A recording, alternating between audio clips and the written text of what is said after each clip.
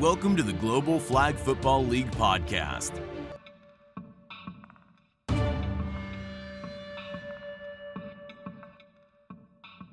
Hello, everyone, and welcome to episode 7 of the Global Flag Football League podcast. Today, we're joined by Super Bowl champion and former NFL running back Reuben Droughns, who's now bringing his competitive edge and football IQ to the GFFL as the owner of the Denver Stallions. Reuben takes us through his journey from growing up in Anaheim to dominating at Merced College and the University of Oregon, where his explosive play style made him a standout. We'll also explore how his experience as a player and coach at the highest levels are now influencing his leadership approach with the Stallions. If you're curious about how elite football experiences translates into building a successful flag football franchise, this is the episode you will not want to miss. Reuben, welcome to the show, man. Hey, thanks, Dylan. Thanks for having me, man. Yes, absolutely.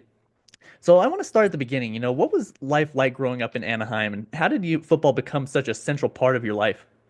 Well, first of all, I was born in Chicago, and then Chicago, I gotcha. was, I spent my first few years there and watching the Chicago Bears, and Mm. this guy named Walter Payton. I don't know if anybody knows who that guy is. Yeah, maybe I not. fell I fell in love with the guy, and I fell in love with his training style, his work ethic, and the way he just presented himself on the football field and off the football field. Yeah. Then when I went back to Anaheim, when we moved out to Anaheim, I had a bunch of friends that were playing Pop Warner football already. I'm like, dude, how do I get there? How do I start playing football with you guys? And they showed me the way, and obviously the skies were the limit after that. It was Yeah. you couldn't take it away from me. You couldn't take the football out of my hand, put it that way. Yeah, I bet. Excuse me.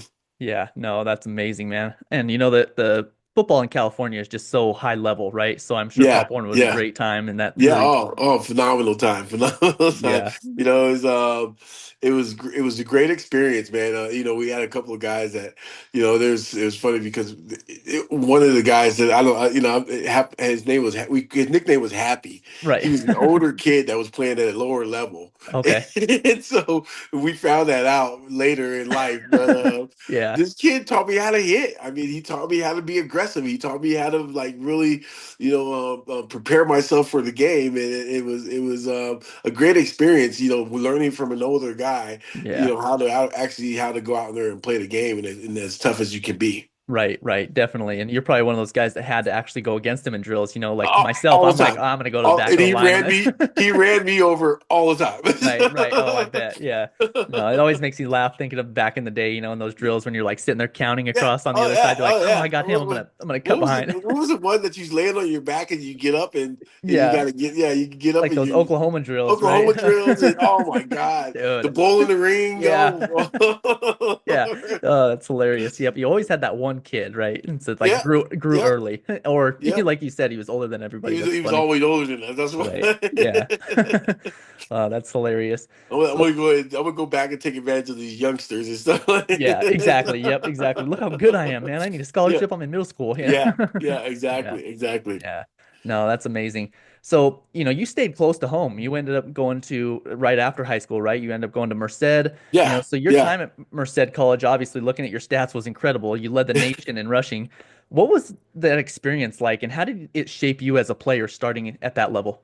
Well, first of all, Oregon kind of hid me there, so to Got it. speak. Yes. They,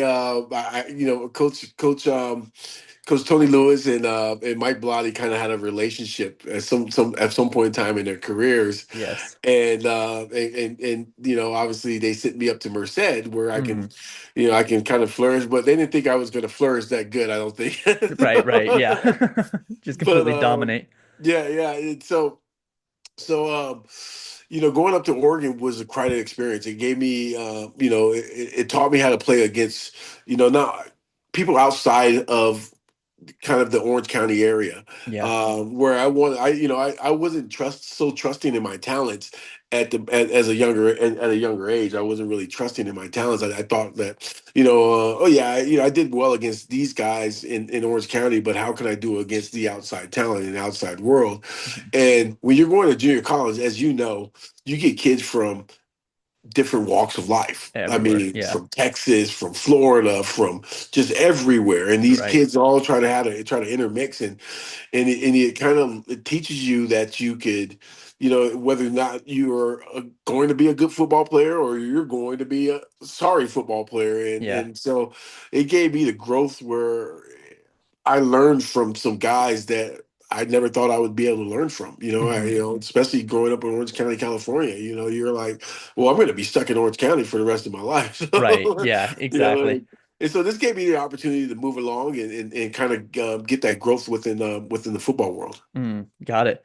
Yeah, I don't think a lot of people know that, especially players, that sometimes coaches do hide them at the JC level first, right? So Yeah, when I yeah, was at my time at Shasta, we had a coach who was a recruiter for Washington State, and we had yeah, guys that were, using that. They use it as for one to see if they're going to want to take them on at Oregon, kind of as a tryout, or they use them to yeah. get their grades up. They use it as for multiple different reasons, Multiple, right? yep, yep, yep. All kind of different tools, but for the most part, it's just like if these guys are, just a lot of guys, especially for a lot of guys in junior college Hmm. that are really athletic and really excel in sports, they're great. Yes. It becomes down to their grades where they're getting hit there because they're trying to get their grades up or get their AA degree in order for Right. these guys to move along to go to a Division I school. Right, right.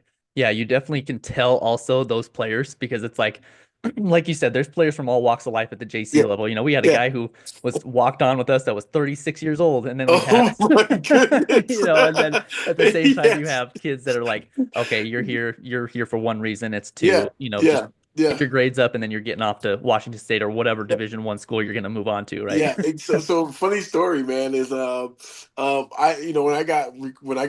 I went to was going to Merced, it was probably about 4 or 5 days after my graduation from high school, Yeah, and the coach calls me. It's like, hey, your fullback, this kid's gonna play fullback, is gonna pick you up from Anaheim, and this guy's coming. He's fresh out of the military, fresh out of the Marines. yeah, I mean, this guy's like 26 to 27 years old, fullback, looks like Guile from the Street Fighter. I'm yeah, talking about this kid is like the haircut, yeah, I mean, just big, huge kid, and well, obviously he was an adult, but he was, right, yeah, but I'm jumping in the car with this guy. I'm like terrified. yes, yeah, I don't know this guy from Adam and Eve, and I'm like, yeah, this guy is huge. right, This guy could like take me and just beat me down. It's just right. so easy. It turned out to be a great guy, man. Yeah, We had a good relationship, and just he blocked very well. He was a right. big guy. He led me to the promised land a lot, Heck and yeah. and so that was the craziest story I had going into junior college. I'm like, dude, wait. I'm fresh out of high school. Yeah, I'm still 17 years old, to be honest right. with you.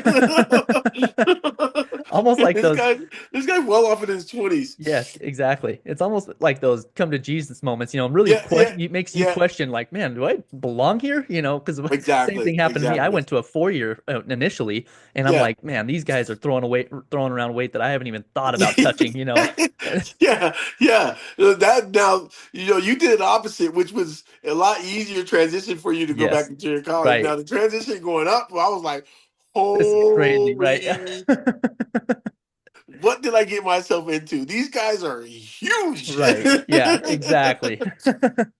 So was that also another transition issue going from JC to the Division I level? So It obviously you went to was. Oregon, you had a It was. very successful career at Oregon. So was that also a big transition? It was a big transition, man. You're Yeah. going from junior college and you get basically it's an extension.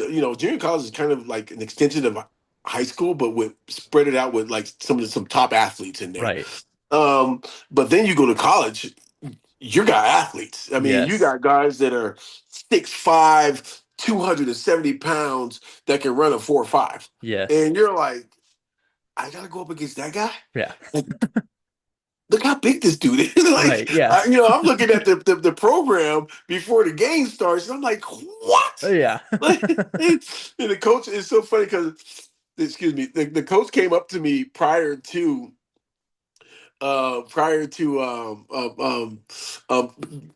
first game of the season. It was like, hey, and I'm like the seventh guy on the depth chart, Right. and the coach is like, hey, Reuben, you're going to be our starter. I'm like, oh, wait, and I'm looking at the program like, hey, coach, what about Kevin Hart? This Right. guy right here, or this guy here, these guys are in front of me. Let them start.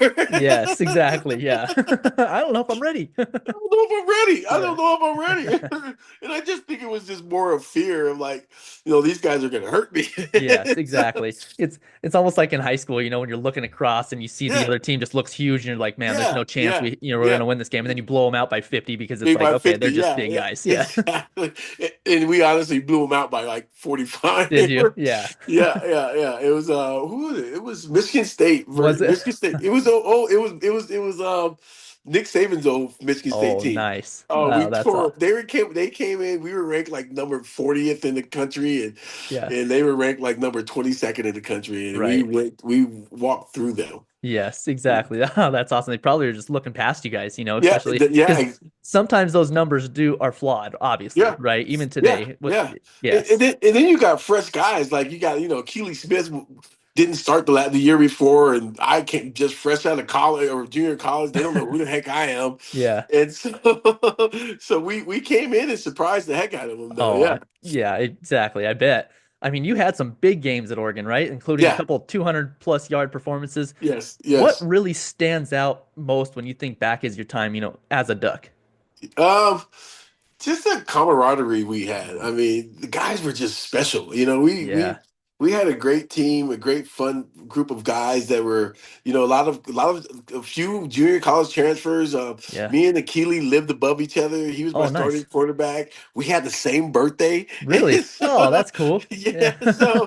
so it was just an immediate connection between the two of us, and Yeah. with the rest of the guys, we just we it was special because like there was a couple of guys that I was playing with that were on the recruiting trip my senior year from out of Anaheim, and Oh, um and so I knew these guys coming in, and they didn't know. A lot of those guys knew who I was, but a lot of guys didn't know who was coming in as a running back. It just turned out, man, that these guys, we were just all a great group of guys. yeah, exactly. No, I mean, you guys had an incredible team, and you had a standout, career for sure there. Thank you, thank you. Yeah. So I want to transition a little bit to the NFL because looking back at your NFL career, you mentioned camaraderie. What would you also Yeah. say some of your favorite moments were? Was it the 1,000 yard seasons? Was it the team camaraderie, or was it that Super Bowl win with the Giants? I mean, the hardest you start off. Listen, I started off with Detroit Lions, Right. who everybody knows we weren't great back then. Right. Yeah. We had Coach Ross, Bobby Ross, got fired in the middle of the season or at the beginning of the season, and Coach Moeller, God rest his soul, took over during that season. Excuse me, and he ended up. Coach Moeller ended up. We finished 8-7 or something like that. Yeah.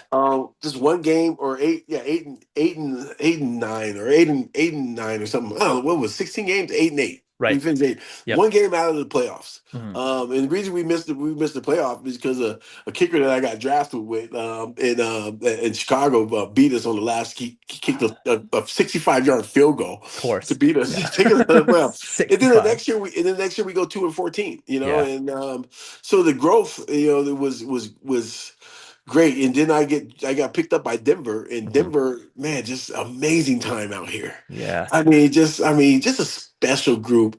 Coach Shanahan had he's a great coach. Yes. Not just great, but phenomenal. I mean, Yes. he was a wonderful players coach, and he just knew how to win. And that Yes. was the whole thing about is you want to get that feeling of winning, and, Right. and and when you're losing all the time and throughout your beginning of your career, you're like, okay, let me get to a winning stance where when I came to Denver, they just expect to win, Hmm. and so that's something special there. And then the guys that I was playing with, I Yeah. mean, you got Rod Smith, Ed Oh, McCaffrey, heck yeah, Shannon Sharp, Trevor Price, dude. Al Wilson, Jake Plummer. I mean, there's so many names that I can Yeah. throw out there that I mean these guys were Champ Bailey. I Dude. mean, it was just a wonderful group of guys, man. Heck And yeah. these guys are all winners. I mean, there's a Yeah. couple Hall of Famers that I threw out there, and these guys were just they knew how to play, and especially Rod Smith, man. He was always a veteran, and he was always the one first in line. He Hmm. was always the one finishing first, Yeah. and that taught you that kind of like elevated everybody else's game. Yes. If this old guy and I'm a rookie, and or I'm a third year player, and this guy's in his sixth year that's won Super Bowls already, Hmm. is beating me. I need to elevate my game. Yeah. I need to get better. I need to do whatever it's going to take in order to beat him. Right. And so just having a group of guys like that with Terrell Davis, these guys getting up at 4 or 5 in the morning to go Hmm. work out, start their day, and that's why these guys are Hall of Famers. I Yeah. mean, because they were dedicated and they were Yes. dedicated to winning. So, and Yes. that's something special when you learn from a group of guys like Rod Smith, like Shannon Sharp, like Terrell Davis, like Champ Bailey. Hmm. You're taught how to be at the top of your game and do whatever it takes to win. Right. Yeah. It really separates the good from the great, right? Yes, yes, yeah. Yeah. And those guys were great. They were. They were. You're I absolutely was right. good. Yeah. Those guys were great. Yeah. But instead, I mean, you had some great seasons, I mean, Yeah, it's yeah. that taught you the what you needed to do to be able to get to those It gave me heights, the in your confidence. career. Yeah, Yeah, it gave me exactly. the confidence to Yeah. be able to get out there. Even a friend of mine, Mike Anderson, who I got drafted with, he was ex-military. So this guy was, I mean, this guy worked hard. And Yeah. he bust his butt every single time he stepped out on that football field, no matter what. He just had that kind of pride in him that kind of pushed off onto you, and Right. it was something special, and just a group of guys that we had was a special moment. Hmm. I played here for 3 years. I didn't want to go, Yeah, I bet. Yeah. but I also didn't want to play fullback anymore either. Yes. Yep. No, that makes sense. I mean, you look at Mike Shanahan, and he was kind of known for finding diamonds in the rough, right? I mean, Yeah, especially at the running back level, I mean, yeah, position. I yeah, mean, look at the running backs he had. I mean, the Mike Bills, Tatum Bills, it's like, yeah, I mean, yeah, he was very good at selecting the running backs that they did. And yeah, you yeah, coming off what was it, 1,200-yard season, and then yeah. having other guys, I mean, he knew how to get the running back I don't, position and I can't take nothing away from Bobby Turner. I mean, right. Bobby Exactly. Turner.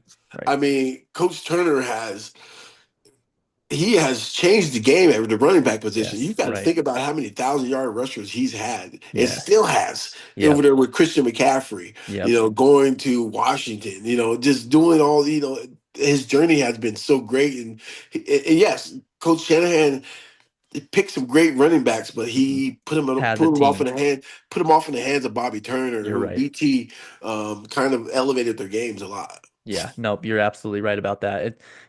Surrounding his team or his organization with player or coaches like that obviously Yeah, is going to elevate yeah, them. Yeah, yeah, exactly. yeah, yeah, yeah, yeah. Right. It is so funny because you got like you got Mike with the running backs and you got Kyle with the quarterback. I know. You're right. Yeah, So exactly. I'm a 49er fan, so that's, yeah, love this. Yeah. yeah.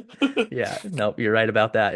It's pretty incredible. I mean, even him, he's had some diamonds in the rough at the running back position. I Yeah, mean, it's yeah. so It's that zone scheme helps out players, and then Bobby Turner's down there too. I yes, mean, you got to keep BT somewhere have around. to. Right, exactly. With the four A's, the four Yeah. A's are alignment, assignment, adjustment, and action. Right. Yeah, So exactly. you're always going to know that Heck terminology yeah. with I BT, love man. that. So it's great. Yeah, Right. Yeah. Thanks, Dad, for sending them my way, yeah, yeah, right? yeah. Right. Yeah, exactly. Yeah. That's awesome, man. Well, thanks for touching on that. That's incredible. So I want to switch gears a little bit, because after the NFL, you took a unique route, coaching internationally and staying involved in football in different ways. Yeah, yeah. What drew you to that side of the game, post retirement? So I started off in high school here in Colorado. I ran into a problem where there was a kid that just like told me like, it was so funny because I was like, I was going to punish him because he was late to practice, and he's like, well, I'm going to have my brother come beat you up. I'm like, well, here's my number. Bring some I'll be friends. right. I'll be right here at this time of day. And I was like, you know what? This God. is if these kids aren't going to respect what I got to give them, then let Yeah. me go somewhere else and see if I could make a change in the difference somewhere else. And Yes. so I searched online, and then I found this. It was between Southern France, which I probably should have went to Southern France. No, I'm just joking. Yeah. I love Serbia. I was Right. between Southern France and Serbia, and the guy was a Broncos fan, and so that elevated me more to want to go to Serbia. And Yeah. he was the owner of the team, president of the team, Goran Nisevic. And it was a special moment. I It bet. was something that I felt like it was a marriage made to happen. Yes, exactly. What's the football knowledge like over there? Do they start at a young age? Do they start So like so how now does it so work? now so now yes. During the time I was there, no, they learned how to play football in 2012 off of YouTube. And Wow.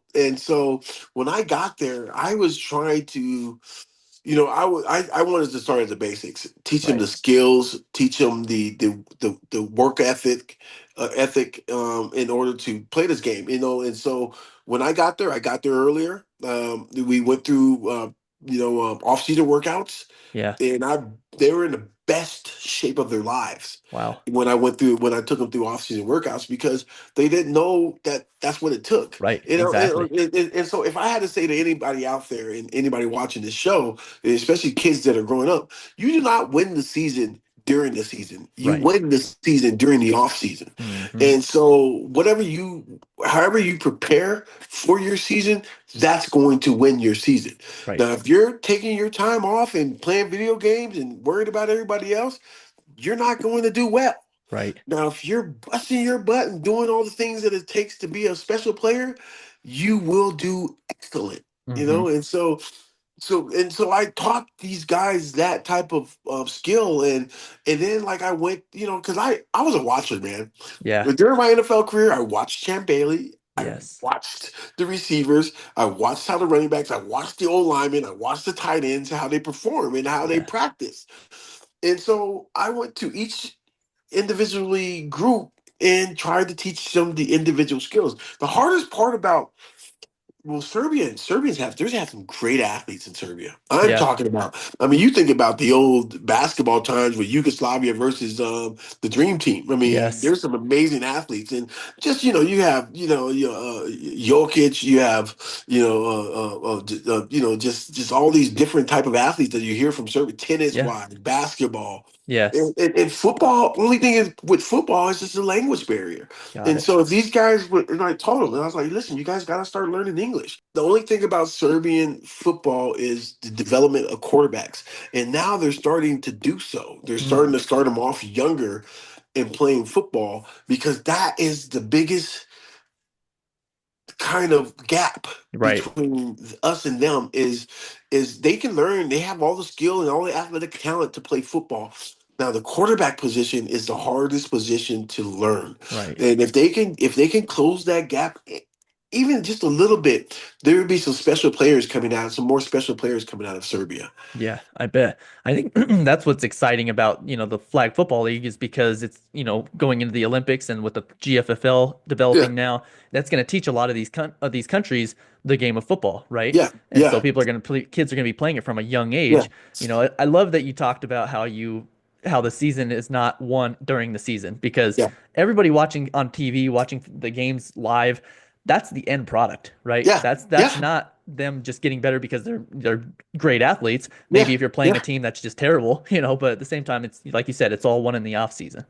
Yeah, yeah, and that's the thing about what we don't think of. What I mean, we don't think about that, especially Right. when you're playing the game. And it's like a lot of guys do. I mean, but that's what separated the greats from the goods. You know what I Yes. mean? And these guys knew that during this off season time, I have to be special Hmm. in order to be even more special during the season. So Yes. so these, like, it's so funny, man, because like now all the coaches there are Serbian coaches, and Oh, these are awesome. guys that I coach Yes. Oh, that really? are all the coaches. And so that makes me feel so special and so Yeah. good that I kind of did my job while I was over there. Yeah. And we won a few championships, we lost some, Yeah. but the relationships and the special kids that I got over there was something more spectacular for me. Right. I was just gonna ask, are you still connected with them? Do you still have, I still communication with talk them at to, all? yeah. Still? I mean, a lot of guys I'm connected with them on Instagram. I Nice. still call Goran Nisevic all the time and talk smack to him. Yeah, You know, right. Blica Malo Srpski, so I can speak a little bit of Oh, Serbian, yeah, it's awesome. and just be able to communicate with some of the guys over there. No, but it was a special time. Yeah. Special moments over there. I would love to go back. Unfortunately, I got not fortunately, unfortunately, fortunately, I got it's young kids here and the family I have to raise here. So Right. Exactly. um, Yeah. but my heart will always be there too. Right, right, of course. Yeah, a piece of it. That's amazing. Yeah. Yes. And so, now that you're involved with the Global Flag Football League, there might be some opportunity to go back and, show them that as well, right? Yeah. Well. The great thing about there, they've already been playing. They've already been playing flag football there. Good. Oh, good. And so they started off young. And so one of the things like the women, the women's sports, the women football girls, they started when I was there, they started playing flag football, Awesome. which was an amazing thing because, they weren't tackling, we weren't playing female tackle football at the time during there. But so they've been going through it. Then even at the younger ages groups, they started playing flag football as well. Right. Learn the life lessons of football and learn how to play football and learn how to play the game and without the hitting, you know what I mean? Yeah. So I think, like I said, the biggest kind of gap is quarterback position. And, Right. here we're special at quarterback, Yeah. obviously Right. because we've been playing this game for years and years and years and years, where they've only been playing since 2012. Right. Exactly. So Yeah, and you see the kids like that are developing at such a young age over here at the yeah, quarterback level, and it's because you yes, have to, yes, it's yeah. it yeah. Then you No. take the time with special coaches, and you got Manning camp. Yes, You got exactly. all these camps with these special quarterbacks that have played in this game, and Yeah. and hopefully someday that these special camps can go overseas and teach these Hmm. young kids how to play, because there's a lot of great talent overseas in Europe and even in Africa and some of the Spanish speaking countries. Right. There's a lot of great talents over there. They just don't have the knowledge that we have here. Right, exactly.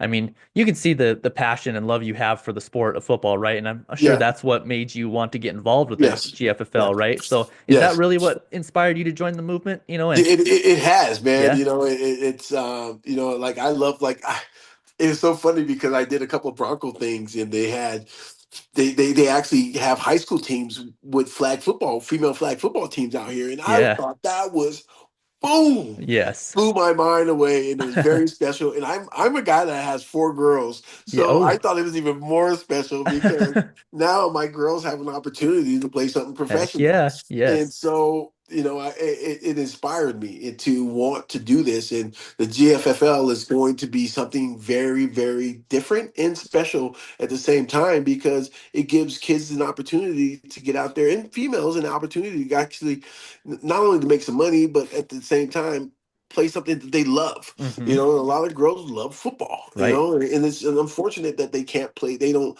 play the male version of football because for some reason the stigma is against them. And but correct, this gives them an opportunity to go out there and play at a high level. right, exactly. I And not only forgot. that, in the Olympics too. Yes, I exactly. mean, Yeah, doesn't get I much mean, bigger than that, right? think about how many football players out there, NFL Yeah, players, yes, dreamed about playing in the Olympics. yes, exactly. Never having the opportunity, and now they Never do. having the opportunity. Now Yes. some kids do. Yeah. Yes, exactly. Man, I forgot that you had four daughters. I did read that, and I have three of my own, and so Oh, my good. Okay, yeah, so you know. yes, I'm right there with you. And so my oldest is like, I want to play flag football. She wants to play on my nephew's team. She has a Yeah, couple games, and like I'm like, you sure you don't want to just do gymnastics or yeah, and she's like, no, football, flag football. I want to play. And I'm yeah, like, all right, that's yeah. fine. It's But it's special, like man. it is. It's just like, even like, because I wrestled too in high school, Yeah, and that's special. It's like now I go to high school, they have female high school wrestling teams, right. and I'm like, dude, where's this been? Like Yes, it should have been always inclusive. You know what always. I mean? Like what's going on here? Yes, exactly. Yeah, and it's only growing. I think all these sports are growing, so it is amazing. That's really cool that's in Colorado that they have high school teams already. They need to get Yeah, that going in yeah. Nevada. Yeah. So, next step is going to be obviously getting sponsorships Yes, and bringing in the awareness of the GFFL right. to the Colorado area. Hmm. And that's going to be my next job doing that. Yeah, And this is exactly. this obviously this starts and helps it out. So, Exactly. Yeah, you're gonna be going to the games and already recruiting, right? yeah, yeah, They go exactly, to college level first, but after that, it's exactly. time to start recruiting. And I got an inside track because we already are playing flag football here. Yeah, So, exactly. Right. Yeah, you're set up, man. yeah, yeah. Because obviously it's growing very fast, So from your perspective as a former pro, what does flag football offer that maybe traditional football doesn't? Because you talked about like I mean we know injuries, we know those are part of it, but what Yeah. does this offer? Well, here you keep the head out of it, which is Right, great. You know what I mean? And so, you're getting less of the kind of the psychological damage that a lot of us football NFL players or even college or high school players have. right, And that's right there as a start. And then I yes, think the next step is being able to make the Olympics. I yeah, mean, this gives you an opportunity that some of us aren't fast. Some of yeah. us aren't, can't ride a bike quick, can't ski down slope, downhill and make the Olympics that way. But this gives us an opportunity to make it in a different way. Yeah, no, you're absolutely right. Speaking of injuries, I think that was a big part of that's a big part of a lot of the reason why a lot of players end up leaving the game, right? I mean, I know Yeah, yours was partially, what was it, your neck? I think that my was, neck, my yeah, neck, my neck. Yeah, yeah, yeah, exactly. So, I mean, those are areas that you could probably eliminate in the flag football area. Of course, there's yeah, going to be knee injuries, ankles, shoulders. I mean, there's going to be injuries in flag football, of course, too, because it's a yeah. fast game, right? But it's a little bit different, you know, Here's a good difference though too. Is like you see a lot of NFL players kind of cutting their shit, getting their money and cutting their careers a little bit yeah, shorter.